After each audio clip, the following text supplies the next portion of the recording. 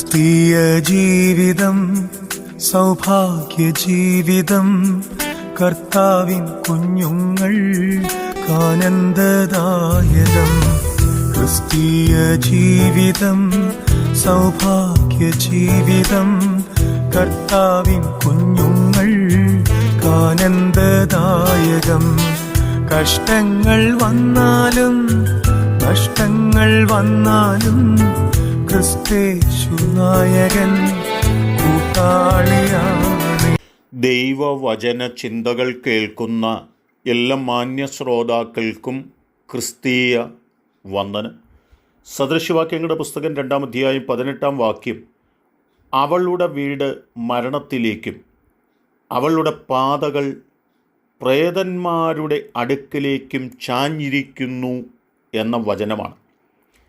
ദൈവത്താൽ അനുഗ്രഹിക്കപ്പെട്ട, ദൈവത്താൽ വിളിച്ചു വേർതിരിക്കപ്പെട്ട, ദൈവാനുഗ്രഹമുള്ള അനവധി ആളുകൾ അവരുടെ ജീവിതത്തിനകത്ത് പരിജ്ഞാനവും ദൈവസാന്നിധ്യവും നേരായുള്ള വഴികളും വിശ്വസ്തമായ ജീവിതവും നഷ്ടപ്പെടുത്തി മരണത്തിലേക്കും പരാജയത്തിലേക്കും തിന്മയിലേക്കും അവർ നടന്നെടുക്കുന്നു എന്ന് നമ്മെ ഒന്ന് ഓർപ്പിക്കുകയാണ്. ദൈവം നമ്മെ വിളിച്ചിട്ടുള്ളത് വെളിച്ചത്തിലേക്കും ജീവനിലേക്കും അനുഗ്രഹത്തിലേക്കും നന്മയിലേക്കുമൊക്കെ ചെന്നെത്തുവാൻ വേണ്ടിയാണ് ദൈവം വിളിച്ചിട്ടുള്ളത്. എന്നാൽ നമ്മുടെ ജീവിതത്തിലെ ബുദ്ധിഹീനത, തിന്മ പ്രവർത്തികൾ, ദുഷ്ടതയുടെ വഴിയിലൂടെയുള്ള യാത്ര, തിന്മ പ്രവർത്തിക്കുന്നവർക്ക് കൂട്ടുനിൽക്കുന്നതൊക്കെ, മറ്റുള്ളവരെ അപമാനിക്കുന്നത്, നിന്ദിക്കുന്നത് ഒക്കെ നമ്മുടെ ജീവിതത്തിനകത്ത് വലിയ നാശത്തിലേക്ക് നാം അറിയാതെ നമ്മെ കൊണ്ടെത്തിക്കും എന്നുള്ളത് തന്നെയാണ് ഈ വചനങ്ങൾ ഓർമ്മപ്പെടുത്തുന്നത്. ശമൂവേൽ എഴുതിയ 1-ാം പുസ്തകം 25-ാം അധ്യായത്തിലേക്ക് വരുമ്പോൾ, ജീവിതത്തിൽ കഴിപ്പാനൊന്നുമില്ലാതെ വളരെ ബുദ്ധിമുട്ട് നിറഞ്ഞ പശ്ചാത്തലത്തിലൂടെ ദാവീദ് കടന്നു പോകുമ്പോൾ, നാബാൽ എന്ന് പറയുന്ന മനുഷ്യൻ്റെ വീട്ടിൽ ആടുകളുടെ രോമം കത്തിരിക്കുന്ന ഉത്സവം നടക്കുന്നുവെന്നറിഞ്ഞിട്ട് അവിടേക്ക് തൻ്റെ ദാസന്മാരെ പറഞ്ഞയച്ചു.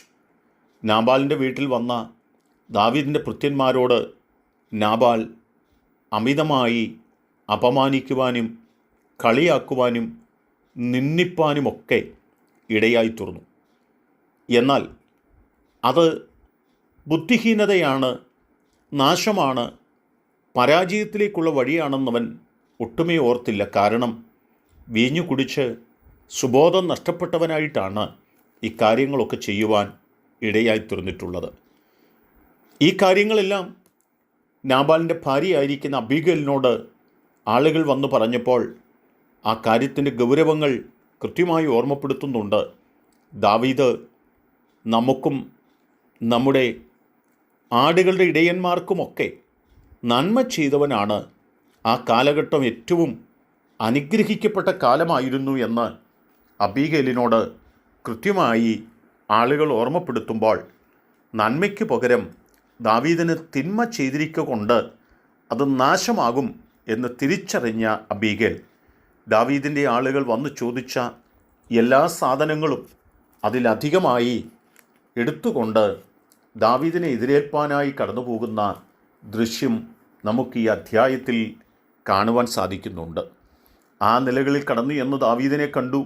ദാവീദിനോട് കുറ്റസമ്മതം നടത്തി ദാവീദിന് ആവശ്യമുള്ളതെല്ലാം നൽകിയതുകൊണ്ട് ദാവീദ് നാബാലിനോട് ക്ഷമിപ്പാനിടയായി തീർന്നുവെങ്കിലും നാബാലിൻ്റെ പ്രവൃത്തി ദൈവസന്നിധിയിൽ അനീതി നിറഞ്ഞതാകൊണ്ട് 37-38 വാക്യങ്ങളിൽ വരുമ്പോൾ നാബാൽ പെട്ടെന്ന് ഈ വാർത്തകളൊക്കെ കേട്ടുകഴിഞ്ഞ് തൻ്റെ ഹൃദയം അവൻ്റെ ഉള്ളിൽ നിർജീവമായി പോകുവാനും താൻ കല്ലിച്ചു പോകുവാനും 10 ദിവസങ്ങൾ കഴിഞ്ഞപ്പോൾ യഹോവ നാബാലിനെ